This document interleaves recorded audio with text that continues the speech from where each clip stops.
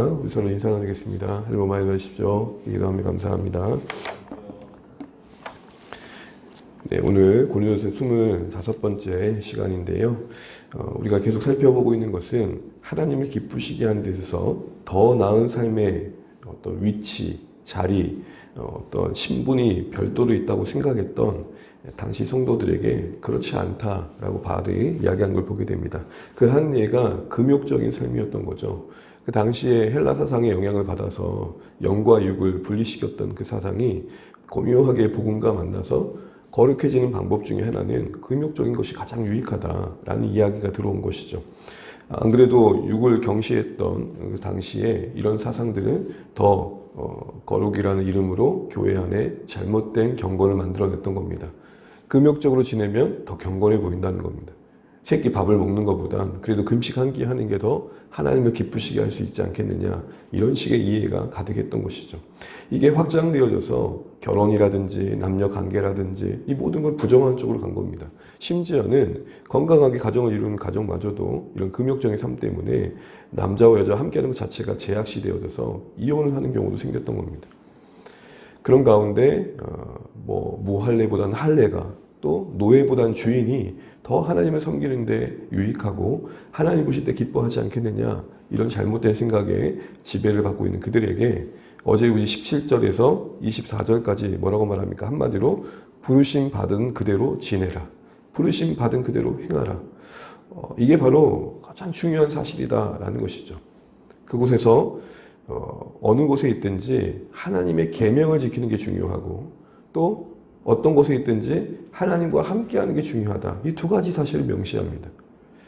여기서 우리가 참 중요한 거 한 가지를 보게 되는데요. 더 나은 삶의 위치, 더 나은 삶의 자리라는 게 세상의 관점에서는 분명히 있을 것입니다.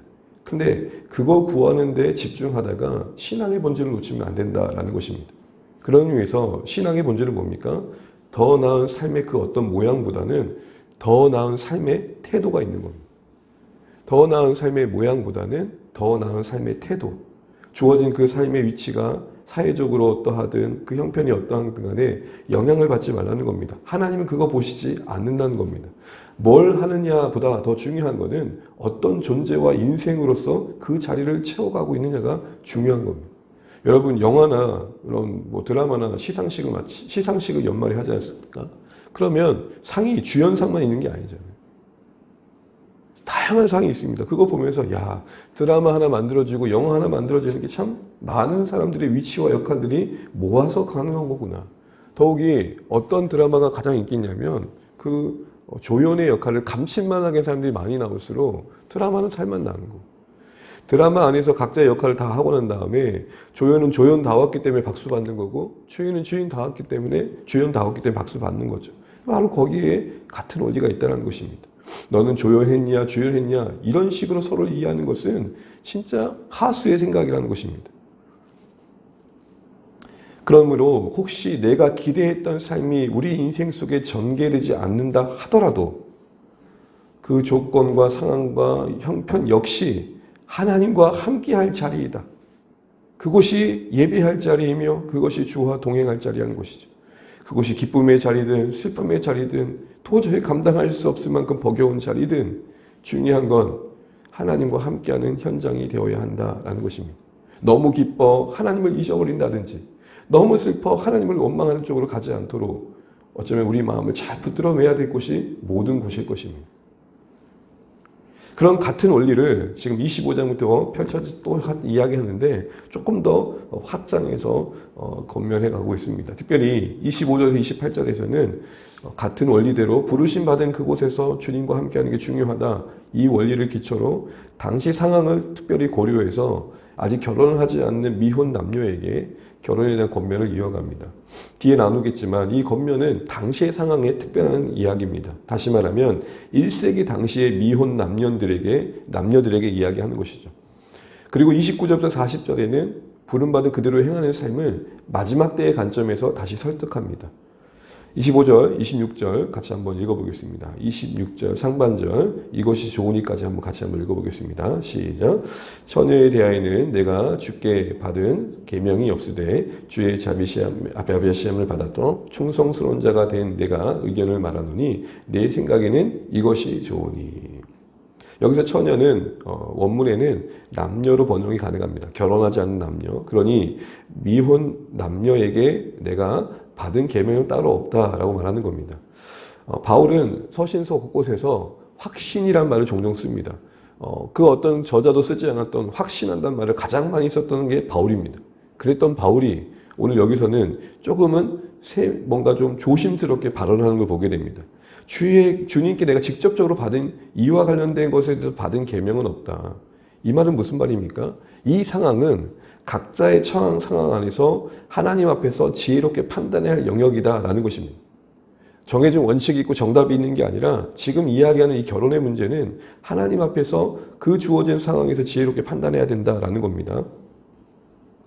그래서 이렇게 말합니다. 그렇지만 자기도 하나님의 은혜 안에 부름받은 충성스러운 자, 다시 말하면 사도로서 조심스럽지만 내가 복음으로서 너희를 낳았다는 복양의 관점에서 이렇게 필요한 얘기를 한번 해보겠다라면서 의견이란 말을 씁니다. 내가 하나님의 사람으로서 그래도 부름받은 자로서 하나님과의 신실한 관계 속에서 주어진 그 마음을 따라서 그래도 권면을 해보겠다라는 것이죠. 여러분 여기서 중요한 거 한 가지를 보게 됩니다. 바울은 지금 자신의 견해와 주님의 계명을 혼돈하지 않고 있다는 겁니다.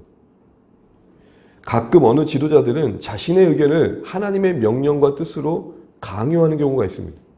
내 경외와 하나님의 뜻을 혼합시키지 않고 있습니다. 자신의 견해가 모든 경우에 절대적인 원칙으로 통용된다고 말하고 있지 않다는 겁니다. 어떤 영적 권위가 지나쳐 그 우월감에 사로잡혀가지고 자신만이 하나님 뜻을 아는 자처럼 이야기하지 않고 있고 또한 누군가 다른 이야기를 성령의 인도하심만 받는 것에 대해서 전혀 틀렸다고 배제하지도 않고 있습니다. 그래서 여러분 40절을 한번 보시겠습니까? 40절을 보게 되면 바울이 모든 권면을 쭉 한 다음에 이렇게 말합니다. 나도 또한 하나님의 영을 받은 줄로 생각하노라. 나도 또한입니다. 나만이라고 하지 않고 있습니다. 당시의 교회의 여러 이야기들을 존중해주고 있고 그들이 각자 하나님 앞에서 정한 선택에 대해서 이해하고 있습니다. 여러분 가끔 성령 안에서 하나님의 뜻을 인도받고 있다고 하면서 갈등이 만들어지고 있다면 그건 여러분 고민을 해봐야 됩니다. 고린도 교회 안에서도 각자가 성령의 인도하심을 받아 여러 의견이 있어서 각자가 옳다라는 생각 때문에 갈등이 만들어졌잖아요. 성령의 인도하심을 받지만 다른 방향으로 각각 인도받을 수 있습니다. 같은 사안에 대해서. 그럼 사도행전을 보게 되면 바울은 성령의 인도하심을 따라 예루살렘에 가는데 교회는 성령의 인도하심을 따라 바울을 말립니다. 그곳에 가면 고난을 받는다는 말을 듣고 성령의 감동하심을 받아 교회를 말립니다. 교회는 바울을 말립니다. 이거 어떻게 이해해야 됩니까? 우리가 각자 성령의 인도하심을 받지만 같은 사안에 대해서 다른 모습으로 하나님의 인도하심을 받을 수 있으니 서로에 대한 대화와 그리고 이해 속에서 하나님의 인도하심을 함께 만들어갈 필요가 있는 것이죠. 나만 하나님의 영을 받았다라고 바울이 말하지 않고 있음을 우리는 주목해야 됩니다. 그러면서 바울의 그 의견의 깊은 의도는 28절을 보시게 되면 이렇게 말합니다. 내가 너희를 아끼노라. 끝절에 보시게 되면 그 교회를 아끼는 마음으로 교회에 유익되는 마음으로 지금 권면을 하고 있는 것입니다. 그 권면의 내용은 뭡니까? 오늘 27절 26절 곧 임박한 환난으로 말미암아부터 읽어보면 27절까지 한번 읽어보겠습니다. 곧 임박한 환난으로 말미암아 사람이 그냥 지내는 것이 좋으니라. 내가 아내에게 매였느냐 노예를 구하지 말며 아내에게도 노였느냐 아내를 구하지 말라. 어떤 임박한 환난이라는 게 당시 성도들에게 다가왔다라는 겁니다. 이것을 네로 황제의 핍박으로 이해합니다. 곧 사냐 죽느냐의 다급한 상황에서 지금 이 결혼의 문제에서 권면하면서 바울은 자연스럽게 혹 결혼한 자가 있느냐? 그 결혼한 모습으로 그 상황을 받아들이고 아직 결혼하지 않은 자가 있다면 결혼하지 않으면 좋겠다고 말합니다. 결혼 자체를 부정하기보다는 임박한 환난이란 특별한 상황에서 결혼을 하게 된다면 더 많은 어려움을 겪을 수 있으니 현실적으로 독신으로서 그 상황을 받아들이면 좋겠다라는 겁니다. 아무래도 결혼을 하다 보면 가족이 있다 보면 예를 들어서 순교의 현장에서 신앙의 고백을 부정당할 때 가족을 두고 있다면 더 어려울 거 아닙니까? 현실적인 삶의 압박을 고려한 상황에서 지금 이 결혼의 문제를 이야기하고 있습니다. 솔로 애찬이 아니라 임박한 환란의 때에는 솔로가 결혼관계에 있는 것보다 육신의 고난을 감내하기가 조금 더 유익할 것이다. 이렇게 이야기하고 있는 것이죠. 당시 성도들이 다급하게 맞닥뜨렸던 그 죽음의 위협 앞에서 지금 바울은 그 현실에 맞는 권면을 하고 있는 겁니다. 독신이 더 우월하기 때문에 이런 얘기를 하는 게 아니라 그 상황에 맞는 이야기를 하는 것입니다. 환란 때가 가까운 이 상황에서 판단을 할 때 아직 결혼을 하지 않았다면 지금 이제 세상이 끝나느냐 마느냐 그 당시의 기준으로 상황에 처해 있는 상황에서 우리가 뭘 선택하겠느냐를 이야기하고 있다는 것이죠. 그러면서 자연스럽게 29절부터 이어지는 내용에서는 종말의 관점에서 지금 했던 모든 논의들을 다시 한번 이야기해 가고 있는 걸 보게 됩니다. 우리 29절 말씀 같이 한번 읽겠습니다. 29절 시작. 형제들아 내가 이 말을 하노니 그때가 단축하여진 고로 이후부터 안에 있는 자는 없는 자 같이 하며. 오늘 종말을 살아가는 신자의 태도로서 이 이야기를 좀 더 확장시켜 갑니다. 29절에 보면 때가 단축되어진다. 이 말은 세월이 얼마 남지 않았다는 그때라는 것은 당시의 기준으로 보면 마지막 우주의 종말로 이해했던 시점이고 또 크게 보면 주님의 때라고 볼 수 있는 그 어느 날이 가까워져 가고 있다는 것입니다. 물리적인 시간이 얼마 남지 않았으면 인식하는 거고 31절에 보면 바울이 그렇게 해서 말합니다. 끝절에 보면 그러기 때문에 그때가 가까워지고 있기 때문에 이 세상의 외형은 지나가고 있으면 잊지 마. 이때 지나간다는 말은 사라지고 없어지고 말 것이야 라고 이야기를 하고 있는 것입니다. 흘러가는 시간의 기념뿐만 아니라 주님의 마지막 때가 오게 되면 우리가 살고 있는 보여진 이 세상의 현실은 종식되어지고 새로운 질서가 부여된 하나님 나라의 완성을 염두하고 한 표현인 것입니다. 자 보십시오. 마지막 때가 가까워져 가고 있고 그 마지막 때가 되면 우리가 지금 보고 살아냈던 이 삶의 모든 질서와 양식들은 다 사라질 것들이라는 이 관점 속에서 바울은 지금 성도들을 다시 한번 권면하고 있는 것입니다. 이와 같은 종말에 대한 관심은 시선은 신자들의 근본적인 삶의 변화를 가져오는 것입니다. 그러면서 어떻게 살아야 된다고 말합니까? 29절에 그렇게 말하죠. 안에 있는 자들은 없는 자같이. 30절은 같은 논리로 우는 자들은 울지 않는 자같이, 기쁜 자들은 기쁘지 않은 자같이, 매매하는 자들은 없는 자같이, 세상 물건을 쓰는 자들은 다 쓰지 못하는 자같이.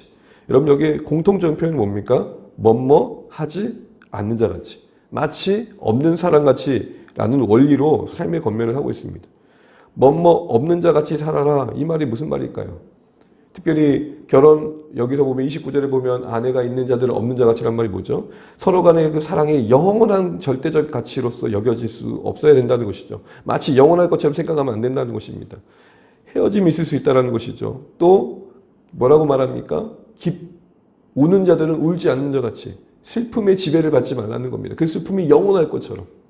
기쁜 자들은 기쁘지 않는 자 같이 기쁨에 취하지 말라는 겁니다. 그 기쁨이 영원할 것처럼. 특별히 하늘의 기쁨에 비하면 비할 길 없는 기쁨이니 세상의 기쁨 속에 너무 도취되지 말아라. 이 얘기를 하는 겁니다.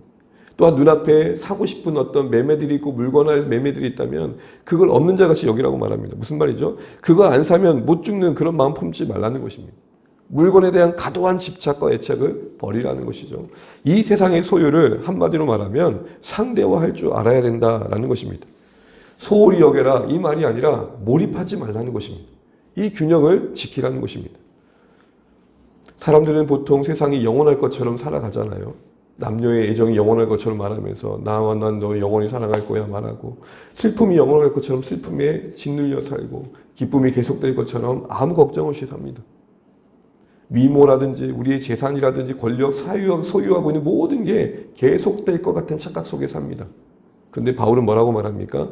마지막 때 그게 우리 개인의 죽음일 수도 있고 역사적인 종말일 수도 있고 어쨌든 어떤 모양의 종말이든 우리는 그것을 두고 가야 될 때가 있으며 역사의 마지막 때는 그 모든 게 끝날 때를 보게 된다는 것입니다.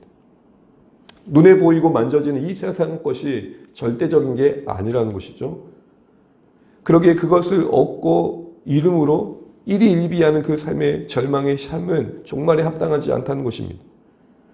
복음과 진리의 빛에 비춰봐서 새로운 관점을 가지고 이 세상을 이해해야 된다는 것이죠. 신자들은 이 세상의 구조가 지나가는 지나가는 것을 아는 자들로서 현재를 넘어 내일을 볼 수 있어야 된다는 것입니다. 영원한 빛 아래서 오늘을 채색해 갈 수 있어야 된다는 겁니다. 슬픔의 잿빛을 영원한 관점에서 채워보면 그렇게 어둡지만 않을 것입니다. 기쁨의 화려함을 영원한 날에 비춰보면 그 기쁨도 영원하지 않음을 알기에 그것에 취하지 않을 것입니다. 어떤 색깔로 칠해가느냐는 우리의 시선이 어디에 있느냐에 달라진다는 것입니다. 주님이 오시면 이 땅에 속한 질서가 끝나고 새로워질 것을 성도들에게 바라보게 함으로써 바울은 오늘의 것을 그 영원한 것의 기준 삼아 상대화할 줄 알아야 된다, 이 얘기를 하고 있는 것이죠. 이 말은 발리 말하면 천상의 순례 여정을 겪고 있는 성도들이요, 세상의 것에 관심을 갖되 집착하지는 마십시오. 여러분의 인생에 애정을 갖되 욕망으로 삼지는 마십시오. 이렇게 얘기하고 있는 것입니다. 주님께 속한 자유자답게 세상의 노예가 되거나 이 세상에 속한 것들에 마음 뺏기며 이곳이 영원할 것처럼 여러분 살아가지 마십시오. 이렇게 얘기하면서 다시 한번 하늘의 관점으로 오늘의 인생을 헤아리게 돕고 있습니다. 다급한 임박한 환난 속에 있는 그들에겐 다시 한번 그들의 오늘의 삶을 그런 모양으로 추스리고 있었던 것이죠. 그러면서 이어서 확장된 기념회 속에서 또 32절 이하에는 결혼에 대한 이야기를 또 첨부하며 마무리합니다. 우리 32절 같이 한번 읽어보겠습니다. 시작. 너희가 염려 없기를 원하노라. 장가가지 않은 자는 주의 일을 염려하여 어찌하여야 주를 기쁘시게 할까 하되. 33절 읽으시면 장가간 자는 세상 일을 염려하여 어찌하여 아내를 기쁘게 할까 하여 라고 되어 있습니다. 오늘 바울은 결혼에 대해서 염려의 관점에서 이야기합니다. 이제 우리의 삶은 주님이 가까우심을 염두하고 오늘의 우리의 삶을 잘 갖고 가야 될 텐데 그 하나 가운데 결혼에 대해서도 같은 맥락에서 이야기하기를 아내가 있는 자는 없는 자 같이 한다는 삶의 구체적인 내용은 바로 이런 거라는 것입니다. 왜 바울이 그런 얘기를 하는지를 이야기하는 것이죠. 왜냐하면 결혼이라는 것이 그 자체로 복된 것이지만 때로는 결혼해서 주님을 기쁘시게 하는 삶이 방해받을 수 있는 경우도 있더라라는 것입니다. 결혼함을 주님을 기쁘시게 하는 일에 집중하기보다는 결혼 관계에서 발생하는 온갖 현실적인 염려와 책임과 문제들 때문에 마음이 갈라지기 쉽다는 겁니다. 그래서 34절 보시게 되면 마음이 갈라지는 것을 우려합니다. 염려로 인해 마음이 갈라지는 거죠. 그때 염려라는 건 뭘까요? 하나님에 대한 마음은 사라지고 세상 염려에 흠뻑 빠지는 그 염려일 것입니다. 인생의 무게를 더하는 그 염려일 것입니다. 근데 바울은 그런 염려로부터 조금 가벼워지기를 바라고 있는 것이죠. 그 염려가 우리 마음을 갈라지게 하기 때문입니다. 이때 갈라진다면 원어의 뜻은 뭐냐면 분산시킨다는 겁니다. 우리가 더 하나님께 집중해야 될 마음을 더 빼앗는다는 것이죠. 계속해서 언급하는 바이지만 배우자와의 가정을 염려하고 책임지는 것이 잘못됐다는 게 아닙니다. 그것 자체가 우리가 해야 할 일일 것입니다. 그래서 35절에 뭐라고 말합니까? 이렇게 말하는 목적이 올무를 놓고자 함이 아니라 합니다. 올무는 뭐죠? 신자들에게 또 하나의 짐을 더하는 것이겠죠. 올무를 놓는다는 것은 또 하나의 율법적인 제약을 가하는 것일 것입니다. 그런 의도가 아니라는 것입니다. 어떤 획일적인 순종을 강요하는 게 아니라 바울은 지금 이야기하면서 이럴 수 있으니 우리가 좀 더 각자 형편에 맞게 잘 판단하면 좋겠다라는 것입니다. 그래서 의도하는 바는 뭡니까? 결국 이러한 염려가 없도록 권유하고 있는 이유는 35절에 나와 있습니다. 35절 같이 한번 읽어보겠습니다. 내가 이것을 말함은 너희의 유익을 위함이요 너희에게 올무를 놓으려 함이 아니니 오직 너희로 하여금 이치에 합당하게 하여 흐트러짐 없이 주를 섬기게 하려 함이니라. 마음이 분산되어지고 마음이 여러 가지로 흐트러져서 결국은 주님을 향해 집중하지 못하는 일이 없기를 바라는 마음으로 이야기한다는 것이죠. 그러면서 이런 말을 합니다. 입치에 합당하게 하여. 이 말이 무슨 말일까요? 각자가 어떤 선택이 하나님 앞에서 더 올바른지를 고민하여 라는 것입니다. 획일적인 방법으로 다 나와 같이 따라와, 나와 같이 싱글이면 좋겠어, 이렇게 말하는 게 아니라 각자가 합당하게 생각하는 그 범위 안에서 하나님을 기쁘시게 하는 모습으로 나아가면 좋겠다는 겁니다. 어떤 경우에는 서로가 함께 하기 때문에 그 가정을 이루어서 주님을 더 잘 섬기는 경우가 있고 그 주님을 섬기는 게 상승 효과가 되는 경우가 있죠. 청년들이 결혼하고 나면은 예배를 안 나오는 애들이 더 잘 나오고 또 절 잘 섬기는 모습을 보게 돼요. 그러면 둘이 참 잘 만났다. 저렇게 신앙적으로 서로를 세워주는 모습이 좋다라고 말하는 거죠. 어떤 경우는 열심히 했던 애가 결혼하고 나면 안 나와요. 그러면 또 다른 말을 하는 것이죠. 서로가 만남이 서로를 하나님께로 더 나아가게 하는 상승 효과로 북돋아주고 있다면 감사할 것입니다. 그러나 바울은 그렇지 않을 수 있는 염려를 이야기하고 있는 것입니다. 또한 그런 의미에서는 오늘 홀로 있는 게 더 낫다라고 말을 하고 있는 것이죠. 그러나 홀로 있는 그 자체가 하나님께 더 집중하는 삶을 또 보장하는 건 아닐 것입니다. 어쨌든 중요한 건 각자가 합당하게 하나님 앞에서 판단하면서 주님을 더 섬기기에 용이한 삶의 방식을 택해 가야 된다. 이 얘기를 하고 있는 것입니다. 그러면서 36절부터 40절은 자녀를 둔 부모에게 그 결혼의 문제를 다시 한번 이야기합니다. 36절, 40절 중에 우리 36절만 함께 한번 읽어보겠습니다. 그러므로 만일 누가 자기의 약혼녀에 대한 행동이 합당하지 못한 줄로 생각할 때에 그 약혼녀의 홍기도 지나고 그같이 할 필요가 있거든 원하는 대로 하라. 그것은 죄짓는 것이 아니니 그들로 결혼하게 하라. 37절까지요. 그러나 그가 마음을 정하고 또한 부득이한 일도 없고 자기 뜻대로 할 권리가 있어서 그 약혼녀를 그대로 두기로 하여도 잘하는 것이니라. 바울은 지금 어떤 여러 경우들을 말합니다. 미혼의 경우든 또 뭔가 결혼을 앞두고 있는 경우든 다양한 경우에서 결혼을 선택할 때에 결혼하는 게 좋다, 잘못된 게 아니다 라고 말을 합니다. 결혼하는 것이 나올 경우는 그것도 잘한 선택이다 라고 말합니다. 그러면서 또 뭐를 말합니까? 38절에 보게 되면 결혼하지 않은 게 더 잘한 것이다 라고 또 덧붙입니다. 이것은 바울의 의견입니다. 근데 여러분 이게 앞에서 맥락을 말했던 것처럼 독신이 결혼보다 낫기 때문에 이런 말이 하는 게 아니라 당시에 임박한 환난 앞에서의 결정이었던 것이죠. 하지만 더 낫다라는 것이 더 옳다라는 말을 하는 건 아닙니다. 중요한 건 어디서든지 주님을 섬기는 삶을 살고 있느냐 살고 있지 않느냐라는 것입니다. 처한 상황에 따라서 지혜롭게 판단하되 어느 쪽이든 하나님 앞에서 올바른 선택을 하는 게 중요하다는 것이죠. 자신의 형편과 상황에 적합한 방식으로 주님의 뜻을 이루어 드리는 게 하나님의 관심이다라는 것입니다. 당시에 여러 이유들로 결혼을 고민했던 신자들에게 중요한 기준을 얘기하는 겁니다. 그래서 뭐라고 말합니까? 39절을 보게 되면은 혹시 다시 결혼을 고민하고 있는 분들이 있다면 39절에 이렇게 말합니다. 주 안에서 가능하면 하면 좋겠다라고 말을 하는 것입니다. 이 모든 것들은 하나님 앞에서 더 복된 게 뭐냐라는 권면 속에서 이야기되는 것이죠.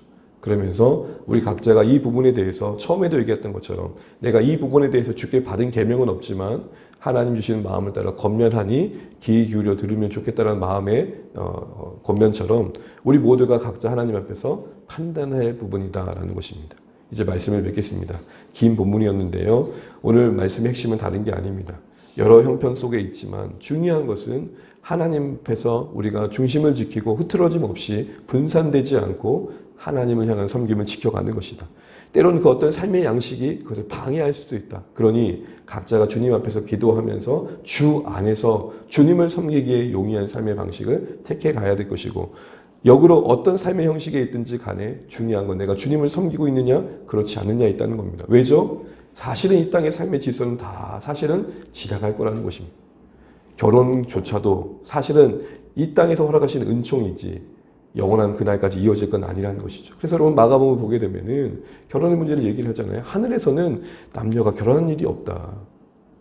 이 땅에서 교회를 꿈꾸고 하나님 나라를 그리워할 수 있는 어느 정도의 그림을 주는 환경이지 절대적인 가치는 아니라는 것입니다.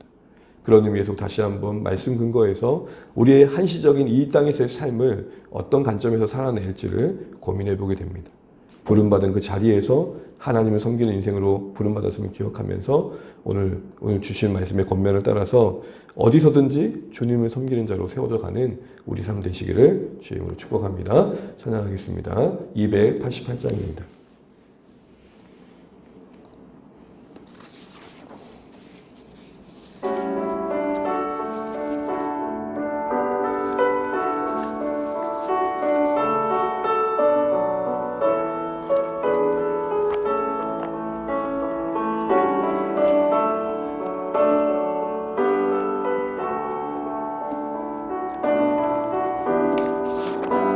예수를 나의 구주 삼고 예수를 나의 구주 삼고 성령과 피로서 거듭나니 이 세상에서 내 영혼이 하늘의 영광 누리도다.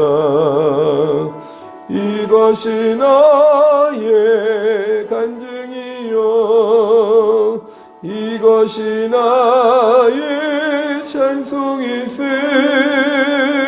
나 사는 동안 끊임없이 구주를 찬송하리로다 온전히 주께 맡긴 내 영 사랑의 음성을 듣는 중에 천사들 왕래하는 것과 하늘의 영광 보리로다 이것이 나의 간증이요 이것이 나의 찬송이세 나 사는 동안 끊임없이 구주를 찬송하리로다.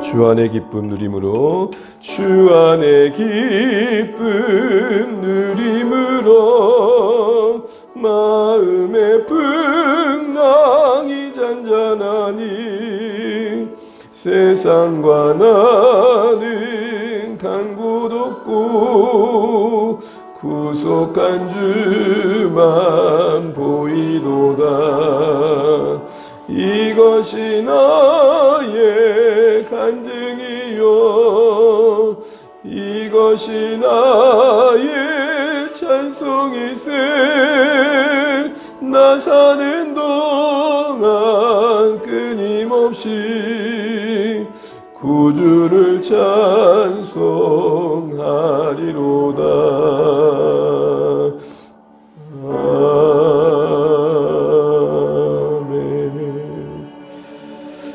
우리 주신 말씀 다시 기도하며 듣겠습니다.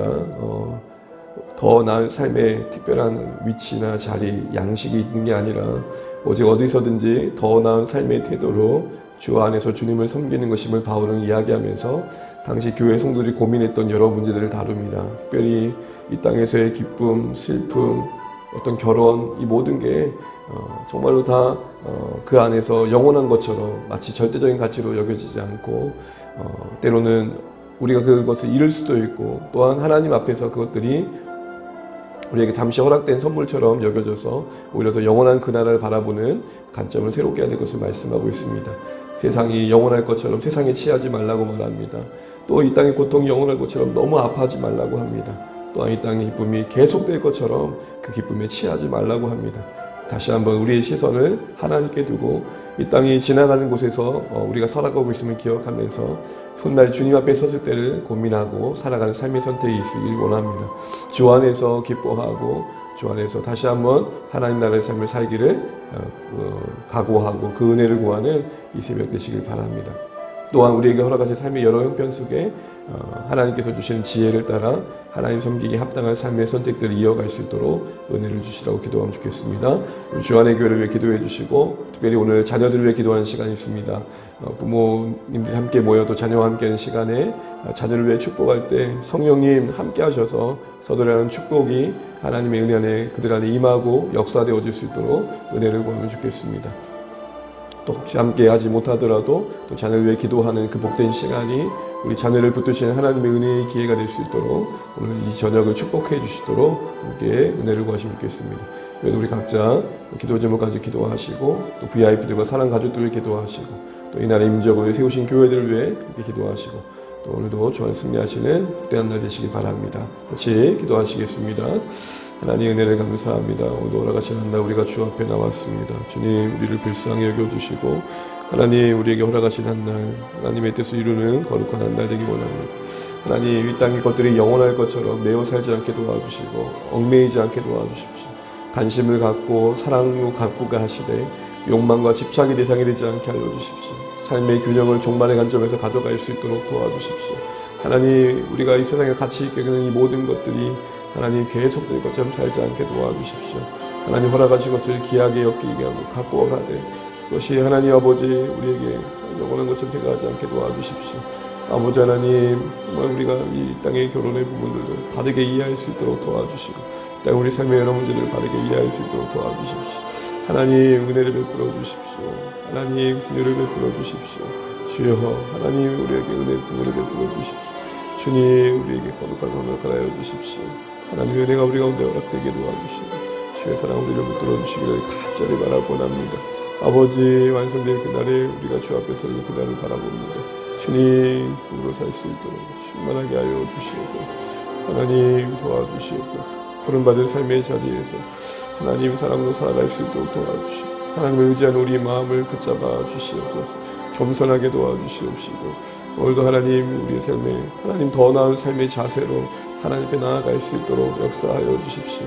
결혼과 여러 가지 삶의 문제 속에 우리의 판단이 필요할 텐데 그때마다 성령님의 인도하심을 받으면서 하나님 다시 한번 고민하고 선택해 갈 수 있도록 은혜를 베풀어 주시기를 간절히 바라곤 합니다. 주님 위로하여 주십시오. 주님 우리를 붙들어 주십시오.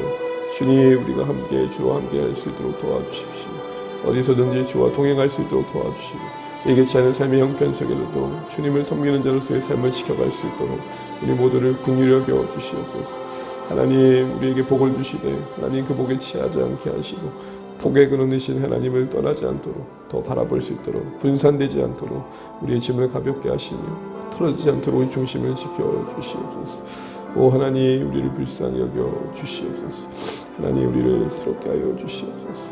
하나님 땅에서 감당할 수 있도록 은혜를 베풀어 주시옵소서. 오늘도 부경 기도를 통해서 하나님을 만날 수 있도록 하나님 우리 자녀들이 하나님을 경험할 수 있도록 도와주시고 하나님의 은혜가 저들에게 임할 수 있도록 도와주시고 우리 자녀들 한 사람 한 사람을 하나님의 은혜 안에서 하나님 아버지 맡겨드리오니 주여 책임져 주시고 저들의 인생길 속에 역사하여 주시옵소서.